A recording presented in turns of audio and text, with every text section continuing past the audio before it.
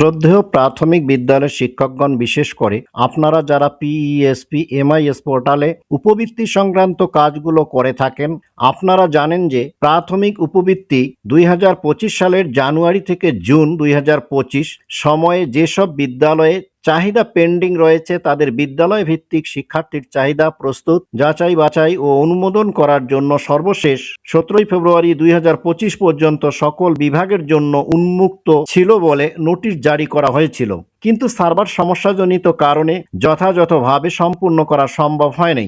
Server চালু হওয়া সত্ত্বে pending চাহিদা সংক্রান্ত নোটিশ আবারও দিয়েছে উপবৃত্তি বিভাগ, প্রাথমিক শিক্ষা অধিদপ্তর। নোটিশটি আপনাদের অবগতির জন্য আমি পরে শোনাচ্ছি।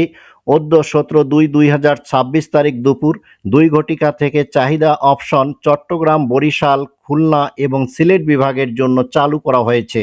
বর্তমানে ঢাকা, ময়মনসিংহ, রংপুর এবং রাজশাহী বিভাগের ইউজারগণ পোর্টালে অর্থাৎ পিইএসপি এমআইএস সফটওয়্যারে লগ ইন করতে পারবেন না, তাই চেষ্টাও করবেন না। এই 4 বিভাগের জন্য চালু করা হলে জানানো হবে।